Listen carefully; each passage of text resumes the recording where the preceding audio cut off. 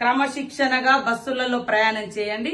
ఇతరులకు ఇబ్బంది కలగకుండా వాళ్ళ పని వాళ్ళు చేసుకుంటే తప్పేంది అని నేను అడిగినందుకు ఇవాళ తెలంగాణ మహిళలను బ్రేక్ డాన్సులు చేసుకోనియండి అంటే ఆ పదము అనేది నీ నోటికెట్లా వచ్చింది కేటీఆర్ అని నేను అడుగుతాను.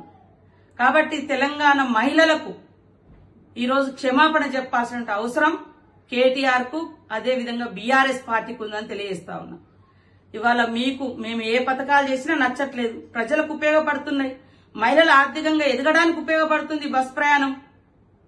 మీకు ఆలోచన రాలే 10 ఏళ్లు, మీరు పెట్టలేదు. మేం పెడితే రకరకాల మార్పింగ్ వీడియోలు చేస్తున్నారు, తప్పుడు ప్రచారాలు చేస్తున్నారు. అసలు బస్సు ప్రయాణాలలో చేసేటోళ్ళే తప్పుడు మనుషులను తప్పుడు ప్రచారాలు చేస్తున్నారు మీ సోషల్ మీడియాల ద్వారా. పైనుంచి ఈ రోజు నీ నోటి నుంచి డైరెక్ట్ గా మహిళలు కుటుంబాలు వచ్చి బ్రేక్ డాన్సులు చేసుకోమన్నావు. ఇదేనా నీ సంస్కారం? ఇదేనా మీ తండ్రి నీకు నేర్పిన మహిళల పట్ల గౌరవం? మీ ఇంట్లో కూడా ఆడపడుచుంది కదా, మీ ఆడపడుచులు అందరూ బ్రేక్ డాన్సులే చేస్తారా బస్సులు ఎక్కినప్పుడు? ఇట్లాంటి మాటలు తగవు. వెంటనే బేషరతుగా కేటీఆర్ నువ్వు తెలంగాణ మహిళా లోకానికి క్షమాపణ చెప్పాలని హెచ్చరిక చేస్తావు.